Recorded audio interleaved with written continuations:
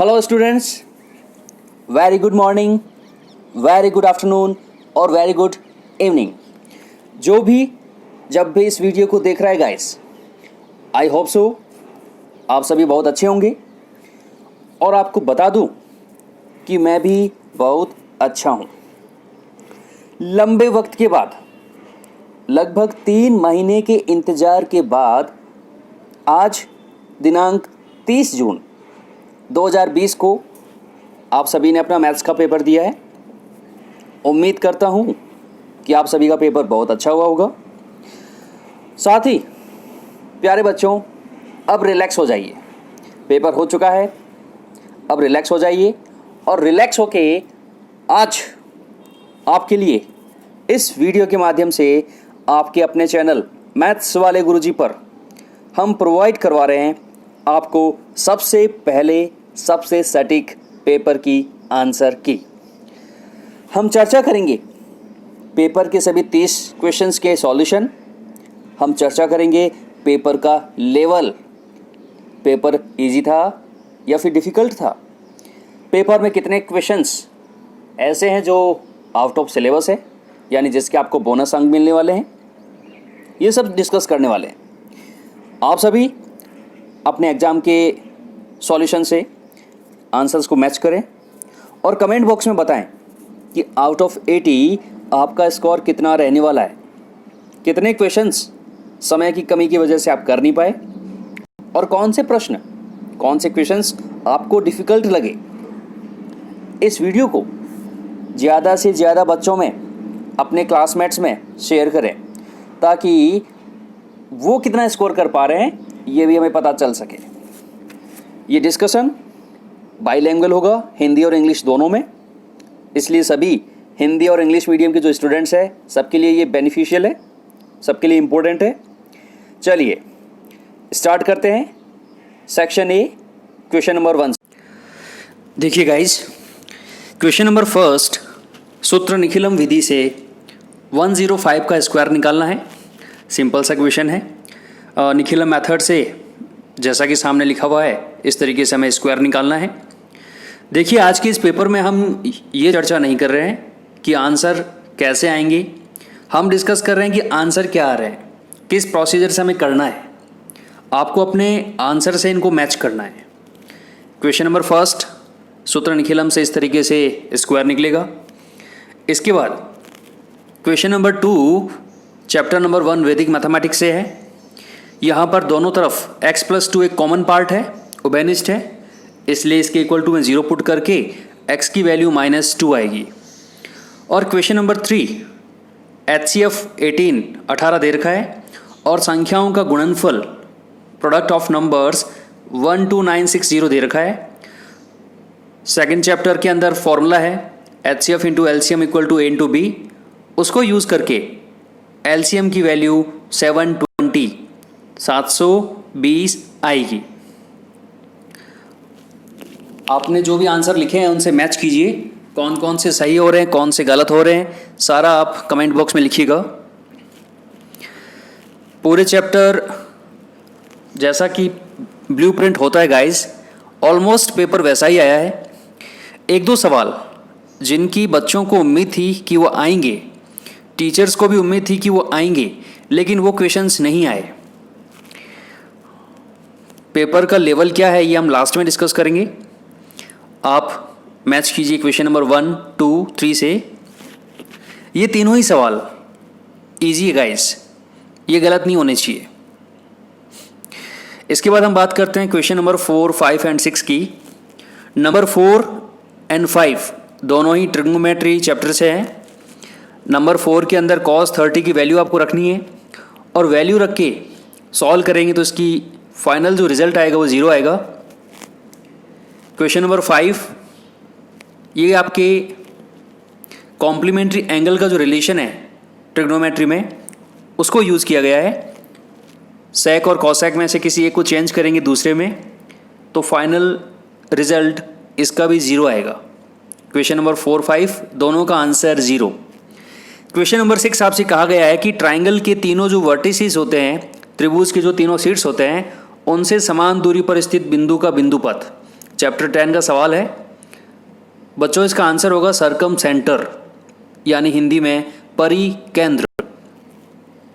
किसी त्रिभुज के तीनों शीर्षों से समान दूरी पर जो स्थित बिंदु होता है उसे परिकेंद्र कहते हैं, और इसी को सेंटर मान के हम सर्कल यानी परिवृत्त का निर्माण करते हैं। तो जैसा कि हमने चैप्टर 10 में लोकस जो चैप्टर है उसके 1 मार्क्स के क्वेश्चंस डिस्कस किए हैं, उन्हीं में से एक सवाल आया हुआ है। ये तीनों सवाल भी इजी लेवल के हैं। कुछ स्टूडेंट्स ने बताया था क्वेश्चन नंबर 6 उन्होंने नहीं किया, सवाल ये इजी था बच्चों। इसके बाद हम डिस्कस करते हैं सेक्शन ए के जो आगे के सवाल है, क्वेश्चन नंबर 7, 8, 9।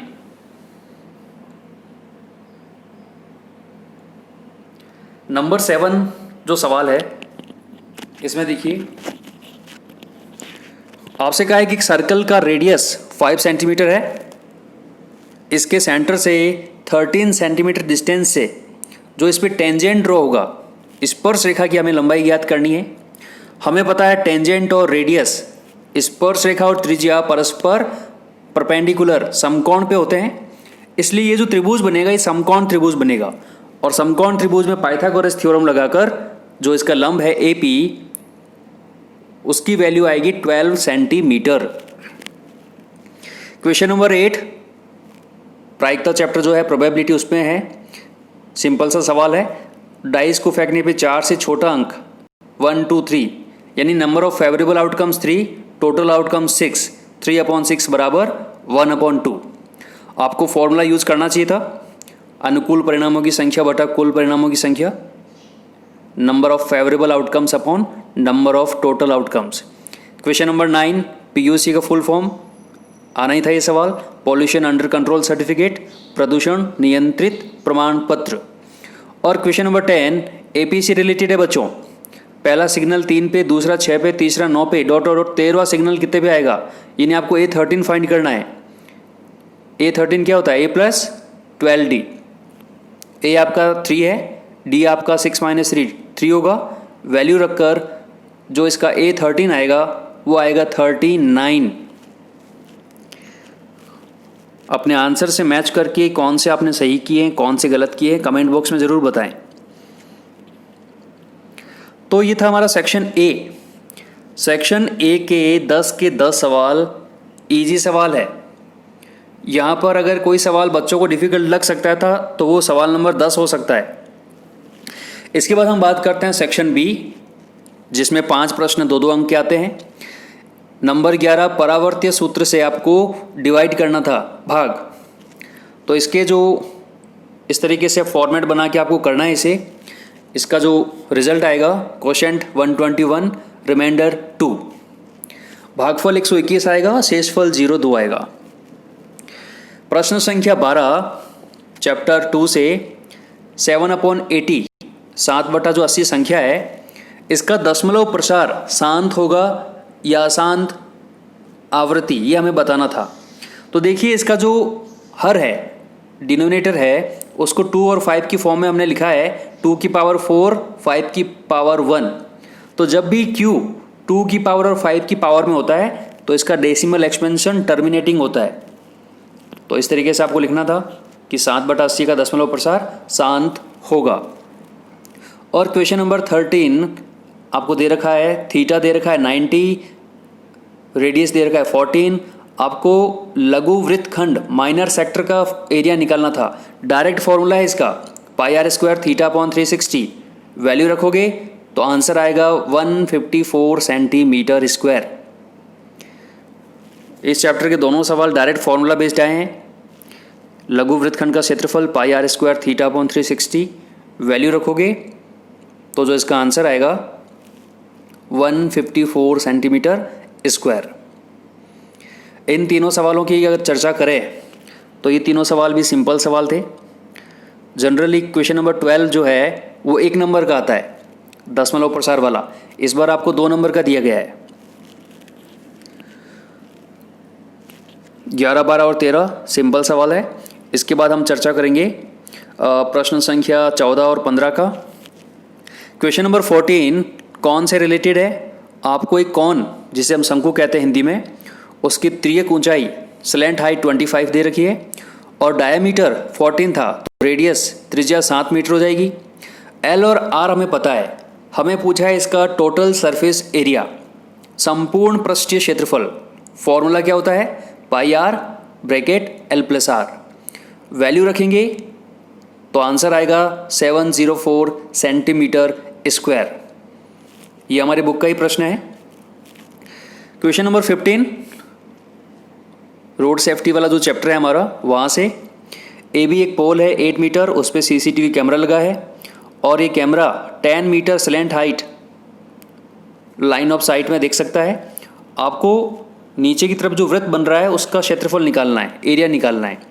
तो राइट एंगल ट्राइंगल है, सबसे पहले इसका बेस निकालेंगे, BC 6 सेंटीमीटर आएगा और 6 सेंटीमीटर रेडियस का जो सर्कल होगा उसका एरिया आएगा pi r square, pi into 6 answer आएगा 113.02 सेंटीमीटर स्क्वायर। तो सेक्शन बी की अगर हम बात करें, सेक्शन बी के अंदर क्वेश्चन नंबर 11, 12, 13, 14 सिंपल सवाल है। क्वेश्चन नंबर 15 एवरेज सवाल है। इसके बाद हम बात करेंगे सेक्शन सी, जिसमें 3-3 नंबर के सवाल आते हैं। क्वेश्चन नंबर 16 आपको दे रखा है पॉलिनोमियल चैप्टर से, quadratic polynomial x square minus 2x minus 15। इसके दोनों जीरोज यानी शून्य ज्ञात करने थे। इसके शून्य आ रहे हैं प्यारे बच्चों, x बराबर 5, x बराबर -3। इसके बाद शून्यक और गुणांकों में संबंध की सत्यता की जांच करनी थी, यानी हमें यह दर्शाना था कि जीरोज का जो सम है वो माइनस का b/a के इक्वल आ रहा है और प्रोडक्ट ऑफ जीरोज c/a के इक्वल आ रहा है। इसके बाद क्वेश्चन नंबर 17 आपको दे रखा है AP का सेकेंड टर्म 24 है, थर्ड टर्म 28 है। इन दोनों को सॉल्व करेंगे तो D की वैल्यू 4 आएगी, D की वैल्यू रखोगे तो A की वैल्यू 20 आएगी। आपको फर्स्ट 61 टर्म का सम निकालना था, 61 पदों का योग का फॉर्मूला यूज करेंगे और फाइनल आंसर हमारे सामने है। तो AP का ये सवाल अच्छा सवाल है। क्वेश्चन नंबर 16 में कई बार बच्चे जीरोज गलत निकाल बैठते हैं। आई होप आप सभी ने सही निकाले होंगे, 5 और -3। 17 नंबर सवाल एवरेज सवाल है। पहले आपको दोनों इक्वेशन को सॉल्व करके A और D निकालना था, उसके बाद फॉर्मूले में मान रखकर S 61 का मान निकालना था। आगे देखिए, अगर हम बात करें क्वेश्चन नंबर 18 और 19 देखिए, प्रश्न संख्या 18 जो हाइट एंड डिस्टेंस चैप्टर से है, ट्री वाला क्वेश्चन है। ऐसा सवाल हमारे बुक में भी है। आपसे कहा है कि जो ट्री है उसका लेंथ 12 मीटर है और वो बीच में से टूटकर और नीचे ग्राउंड के साथ 30 का एंगल बना रहा है। आपको ये बताना है कि ज़मीन से कितनी ऊपर ऊंचाई से टूटा है, उसको हम x मान लेंगे। टोटल 12 है, उसमें से अगर नीचे वाला पार्ट x है तो ऊपर वाला 12 - x हो जाएगा और वही इस ट्राइंगल का हाइपोटेनियस कर्ण बन जाएगा। राइट एंगल ट्राइंगल में हम साइन थीटा यूज़ करेंगे तो x की वैल्यू 4 मीटर आएगी। क्वेश्चन नंबर 19 भी अच्छा सवाल है, हमारा बुक का डायरेक्ट सवाल ले रखा है। BC बेस पर ABC और BDC दो ट्राइंगल है। हमें प्रूफ करना है कि इनके एरिया का जो रेशियो है वो AO/DO होगा। तो कंस्ट्रक्शन करेंगे, A से AE और D से DF लंब डालेंगे, दो ट्राइंगल बनेंगे अंदर की तरफ। उन दोनों को हम समरूप सिमिलर प्रूफ करेंगे और जब दोनों ट्राइंगल सिमिलर हो जाएंगे, समरूप हो जाएंगे, तो इनकी करस्पॉन्डिंग साइड का रेशियो क्या हो जाएगा, इक्वल हो जाएगा। यानी DF और AE और DF का जो रेशियो आएगा वही AO और DO का आएगा। इसके बाद ट्राइंगल के एरिया का जो रेशियो होगा हाफ बेस इंटू हाइट से, ट्राइंगल ABC का एरिया होगा half into BC into AE और ट्राइंगल DBC का एरिया होगा half into BC into DF। तो BC से BC और हाफ से हाफ कैंसिल हो जाएगा।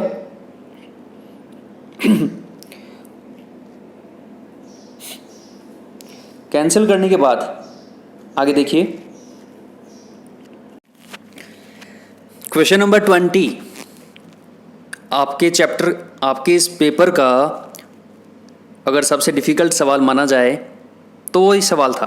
क्वेश्चन नंबर 20 आपको पहले डायग्राम जो दे रखा है, इसमें कह रखा है AB बराबर AC बराबर AD है।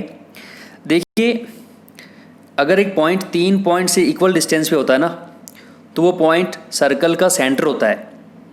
यानी A पॉइंट जो है यहाँ पर सर्कल का सेंटर है, और जब ये सेंटर है तो BC कोड से सेंटर पे जो एंगल बनेगा BAC, वो डबल होगा किसका? BDC का। किसी कोड से सेंटर पे जो एंगल बनता है वो अदर पार्ट पे जो एंगल बनता है उसका डबल होता है। तो इस तरीके से इक्वेशन नंबर 1 बनेगी।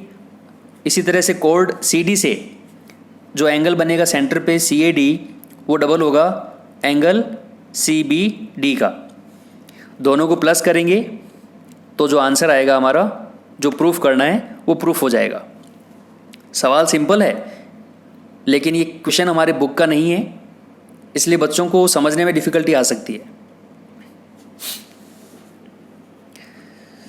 सेक्शन C के अंदर क्वेश्चन नंबर 20 जो है, इसको डिफ़िकल्ट माना जा सकता है। मैक्सिमम बच्चों ने इस सवाल को नहीं किया होगा, मे बी। जिन्होंने भी इस सवाल को किया है उनके 95 प्लस मार्क्स आएंगे।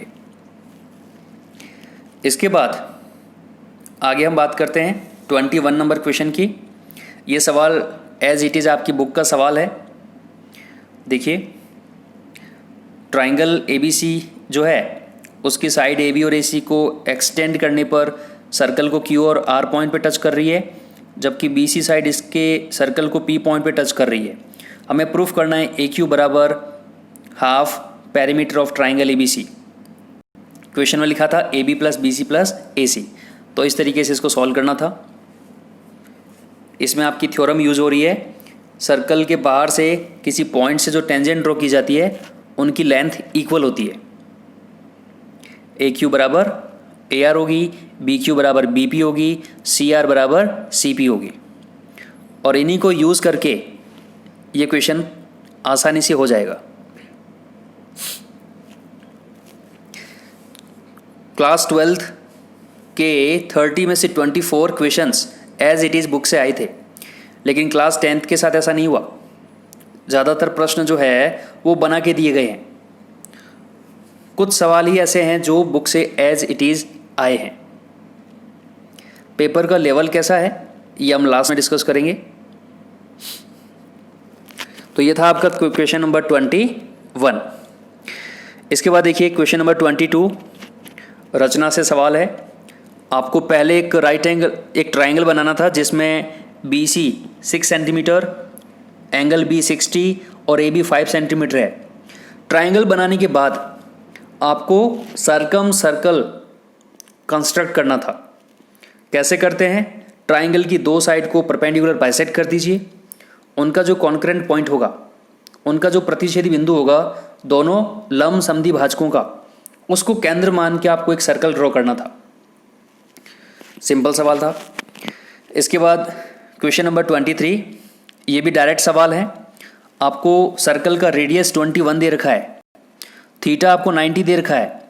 लघु वृत्तखंड, इंग्लिश में माइनर सेगमेंट का आपको एरिया फाइंड करना था, जिसका फॉर्मूला होता है pi r square theta upon 360 minus half r square sine theta. सबके मान रखेंगे, सॉल्व करेंगे तो फाइनल रिजल्ट आएगा 291.375 सेंटीमीटर स्क्वायर। इस चैप्टर के दो सवाल आए हैं।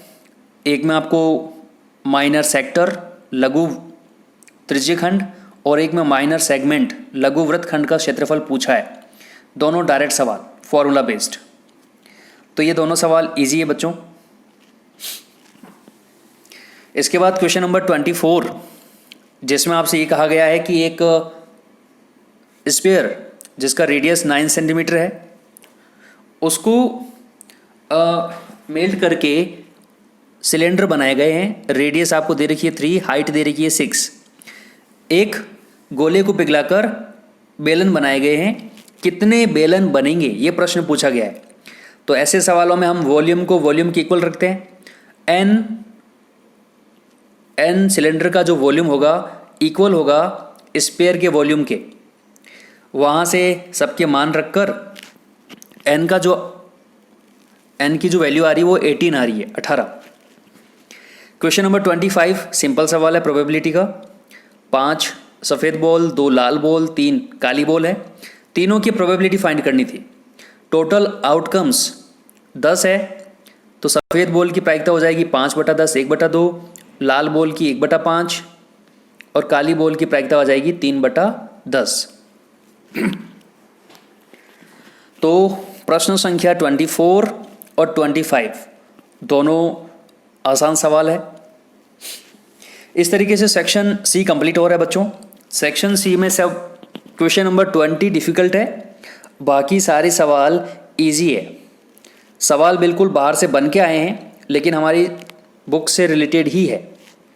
इसके बाद सबसे easy part section D, question number 26। 2 equation हमें दे रखी है, दोनों से हमने दोनों की वैल्यू की टेबल बना ली। टेबल बनाने के बाद इस तरीके का ग्राफ बनेगा, स्केल लिखना ना भूलिएगा। दोनों लाइन 5,0 पे काट रही है, यानी इसका जो सॉल्यूशन होगा वो x की वैल्यू 5 आएगी, y की वैल्यू 0 आएगी। क्वेश्चन के अकॉर्डिंग 4x + 3y = m है। m की वैल्यू हमें फाइंड करनी थी। यहाँ x और y की वैल्यू हम 5 और 0 रखेंगे, जिससे कि m की वैल्यू 20 आ रही है।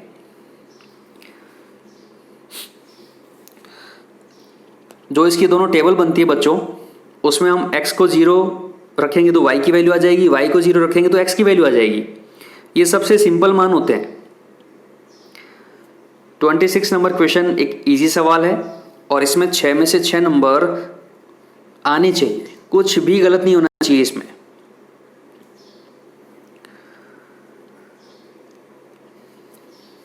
सेक्शन डी आपको सेक्शन सी से पहले करना चाहिए, ऐसा हमने बताया था आपको। 6 नंबर के सवाल है और इजी सवाल आते हैं। 26 के बाद हम डिस्कस करते हैं 27, जो कि ट्रिग्नोमेट्री चैप्टर से है। यहाँ आपको ऑप्शन भी मिलता है, या तो ऊपर के दोनों सवाल करो या नीचे के दोनों सवाल करो। देखिए दोनों ही सवाल हमारी बुक के सवाल है।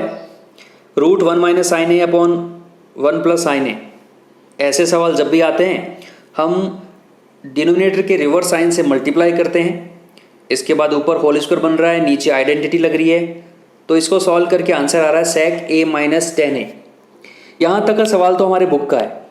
उसके बाद इन्होंने सवाल थोड़ा सा बना दिया, आपको प्रूफ करना था 1/sec + 10।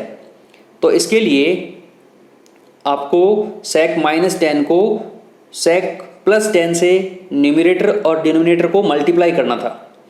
इस तरीके से ऊपर sec² - tan² 1 बन जाएगा, नीचे sec + 10 बन जाएगा। और इसका सेकंड पार्ट हमारे बुक का ही सवाल है। a + b के होल स्क्वायर खोलने थे दोनों के, उसके बाद sin² + cos² 1 हो जाता, sin × cosec, cos × sec 1 होता है, cosec² 1 + cot² sec² 1 + tan²।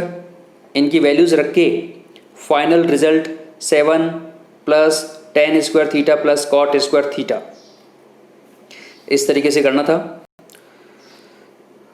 आपको आंसर मैच करने हैं। अभी मैं आपको सवाल समझा नहीं रहा हूँ। इसका जो दूसरा पार्ट था, अगर ये नहीं किए तो ये वाले सवाल कर सकते थे आप। इसके सेकंड पार्ट का फर्स्ट पार्ट cos 4θ + sin 4θ को 1 - 2 sin² cos² प्रूफ करना था। तो ऐसे सवाल जब भी आते हैं हम आइडेंटिटी से शुरू करते हैं। sin² + cos² = 1, दोनों तरफ होल स्क्वायर करेंगे। a + b का होल स्क्वायर ओपन होगा, sin 4 + cos 4 + 2 sin² cos² = 1। यहाँ से जो प्लस का 2 sin² cos² है उसको माइनस में भेज देंगे, तो रिजल्ट आ जाएगा sin 4 + cos 4 = 1 - 2 sin² cos²। और इसका सेकंड पार्ट cot - tan को आपको प्रूफ करना है 2 cos² - 1/sin × cos। तो cot और tan को sin cos में चेंज करके सॉल्व करेंगे और बाद में sin² को 1 - cos² लिखेंगे तो हमारा RHS आ जाएगा।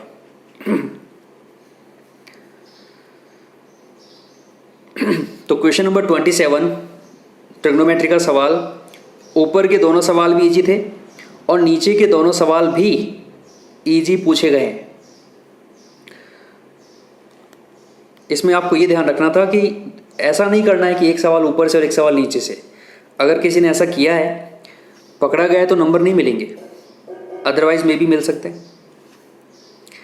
इसके बाद हम डिस्कस करेंगे क्वेश्चन नंबर 28, कोऑर्डिनेट ज्योमेट्री से क्वेश्चन है। इसका पहला पार्ट, एक्स एक्सिस पे आपको उस पॉइंट के कोऑर्डिनेट बताने थे जो दो पॉइंट से इक्वी डिस्टेंट यानी समदूरस्थ है। तो पी ए बराबर पी बी है, एक्स एक्स पे कोई पॉइंट होता है उसके लिए एक्स वाई की वैल्यू 0 होती है, तो इस पॉइंट के कोऑर्डिनेट हो जाएंगे एक्स कोमा 0। तो पी ए बराबर P B, distance formula use करेंगे, सॉल्व करेंगे तो x की वैल्यू आएगी -6, तो उस पॉइंट के कोऑर्डिनेट हो जाएंगे -6,0। इसका दूसरा पार्ट, रेशियो पूछा गया है 7,6 ए और बी को मिलाने वाले लाइन सेगमेंट को किस रेशियो में डिवाइड कर रहा है। हम मान लेते हैं k/1। इसके बाद या तो x का फॉर्मूला यूज़ कर लेंगे या y का फॉर्मूला यूज़ कर लेंगे, क्योंकि दोनों की वैल्यू हमें पता है। x का फॉर्मूला यूज़ करो तो आपको k की वैल्यू मिल रही है 2/3, और जब k की वैल्यू 2/3 मिलेगी तो k/1 कितना हो जाएगा 2/3। तो इस चैप्टर के भी दोनों सवाल इजी सवाल है। सेक्शन डी में क्वेश्चन नंबर 26, 27, 28 तीनों ही सवाल इजी लेवल के सवाल थे। तीनों ही सवाल 6-6 नंबर के हैं और यहाँ नंबर कटना नहीं चाहिए था। आगे हम बात करेंगे। नेक्स्ट जो क्वेश्चन है वो इस चैप्टर का एक और डिफ़िकल्ट सवाल माना जा सकता है, क्योंकि ये दोनों ही जो इसके पार्ट है, दोनों ही पार्ट हमारे बुक के ही सवाल है। ऊपर वाला सवाल था जिसमें आपसे कहा गया है कि जो कोड है उससे सेंटर पे जो एंगल बनता है, सर्कल के सेंटर पे जो एंगल बनता है वो उसके सर्कम सेंटर पे जो एंगल बनेगा उसका डबल बनेगा। जबकि इसका जो अल्टरनेट पार्ट था वो था कि साइक्लिक क्वाड्रिलेटरल की एक साइड को अगर बढ़ा दिया जाए तो जो एक्सटीरियर एंगल है वो ऑपोजिट इंटीरियर एंगल की इक्वल होता है। दोनों सवाल वैसे तो इजी है, लेकिन इस सवाल पे इस बार बच्चों को ये उम्मीद थी कि चैप्टर 11 से थेल्स थ्योरम आएगी, बोधायन थ्योरम आएगी, और वैसा नहीं हुआ। तो काफ़ी कम बच्चों ने इस सवाल को अटेंड किया होगा। अगर किया है तो शायद ऊपर वाला पार्ट किया होगा। ऊपर वाला पार्ट वैसे सिंपल है, दोनों इजी है। वैसे देखा जाए तो इसका जो सेकंड पार्ट है विदिन 5 मिनट इस सवाल को किया जा सकता है, और ये सवाल 6 मार्क्स का था। कमेंट बॉक्स में बताइए कि ये सवाल कितने बच्चों ने किया है और कौन सा पार्ट किया है आपने।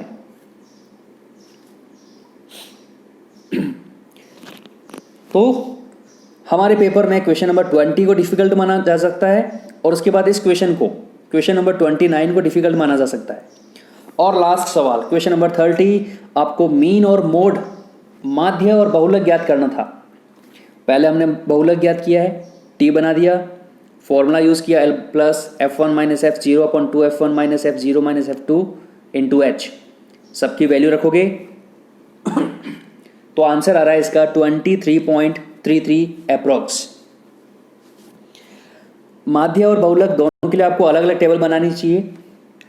ये देखिए, ये मीन, माध्य का मान, क्लास इंटरवल से हमने xi निकाल लिया। xi निकालने के बाद xi fi का मल्टीप्लाई किया, सिग्मा fi 40 आ रहा है, सिग्मा fi xi 930 आ रहा है। x बार बराबर सिग्मा fi xi बटा सिग्मा fi, मान को सॉल्व किया 23.25। प्यारे बच्चों, तो ये था आज हमारा पेपर। आप कमेंट बॉक्स में बताइए कि 30 में से आपके कितने क्वेश्चंस राइट हो रहे हैं, 80 में से आपके कितने नंबर आ रहे हैं, ये आपको बताना है। मैंने कोशिश की जल्दी से जल्दी सॉल्यूशन आप तक पहुंचाने की। अगर किसी का आंसर आपको लगता है सर गलत है, डाउट लग रहा है, तो कमेंट बॉक्स में कमेंट कीजिएगा।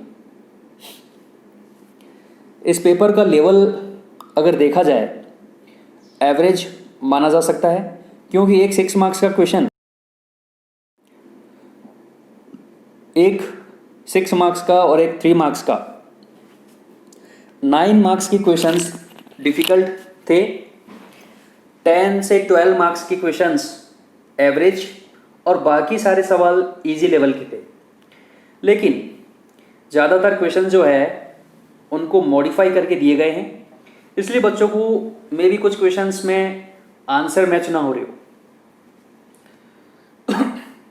आई होप आपको ये वीडियो अच्छा लगा होगा, आपके लिए हेल्पफुल रहा होगा। आपके जो भी साथी है जिन्होंने अभी 10th का एग्ज़ाम दिया है, उन सभी को इस वीडियो को शेयर करें। और अब चूँकि आपके सारे एग्ज़ाम हो चुके हैं, रिलैक्स हो जाइए। आगे क्लास 11th में आपको एडमिशन लेना है, कौन सी स्ट्रीम में जाना है, साइंस मैथ्स लेना है, बायो लेना है, आर्ट्स लेना है या कॉमर्स लेना है, वो डिसाइड कर लीजिए और तैयार हो जाइए क्लास 11 और 12 के लिए। जो बच्चे क्लास 11th और 12th में मैथमेटिक्स सब्जेक्ट ले रहे हैं, उनके लिए मैथ्स वाले गुरुजी चैनल पर हार्दिक स्वागत है। आप लोग जुड़े रहें हमारे चैनल से, क्लास 11-12 का भी फुल कोर्स हम करवाएंगे।